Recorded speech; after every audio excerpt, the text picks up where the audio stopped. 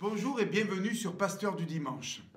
Dans cette période de l'Avent, je pense à ce chant de Noël qui dit « Allons donc tous avec les mages porter à Jésus nos hommages ». Cette semaine, vous le savez, a été marquée par la disparition de deux grands personnages publics, Jean d'Ormesson et Johnny Hallyday. Et je sais que certains d'entre vous trouvent démesurés les hommages rendus, notamment celui à Johnny. Et pour ma part, je ne suis pas un fan de Johnny. J'aime le rock'n'roll surtout. Et quoi qu'on en dise, comme Jean d'Ormesson, comme Johnny, chacun à la manière était franchement rock'n'roll.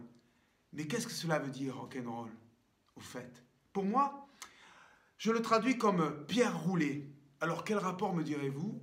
Eh bien, la rock'n'roll attitude, c'est celle qui surprend, celle qui choque, celle qui ne va pas toujours dans le sens du poil, ou alors qui se montre de manière spectaculaire. Et pour moi, le rock'n'roll, le plus rock'n'roll des personnages que je connaisse, eh bien c'est Jésus. Oui, la pierre roulée, ce tombeau vide, ce sera l'événement le plus surprenant de l'histoire humaine, qui bouleversera l'ordre établi des choses. On est, on vit, on meurt, point final. Eh bien non, Jésus nous dit que ce n'est pas comme ça que ça finit. La vie aura toujours le dernier mot, la résurrection.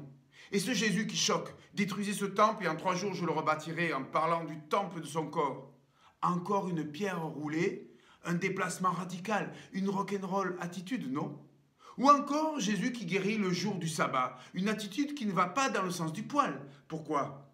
Pour nous rappeler que quel que soit le jour, l'humain doit être porteur de bien et aucune loi ne doit l'empêcher de faire du bien, de la bienveillance, de la bénédiction. Et puis le côté spectaculaire. Et oui, Jésus aussi l'a fait avec la scène de la transfiguration, tel un spectacle de concert de rock'n'roll. Tout y était, lumière éblouissante, fumée, effets spéciaux. Et comme les disciples, nous avons envie de rester là, dans la lumière, dans la liesse, dans la foule des fans. Mais Noël nous rappelle que c'est dans une étable que tout a commencé. Et que c'est au cœur de la pauvreté du monde que Dieu est venu nous rencontrer. Et aux disciples, au jour de la transfiguration, Jésus les renverra dans le monde pour y travailler et y apporter la lumière, la chaleur, la joie. Et c'est dans le monde, au cœur du monde, que le rock'n'roll, le blues, puise sa source d'inspiration.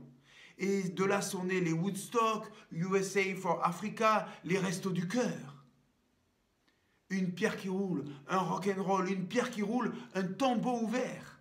Parce que la vie s'est échappée de la mort. Et elle est plus libre que jamais. Prête à te rencontrer et te donner la rock'n'roll attitude.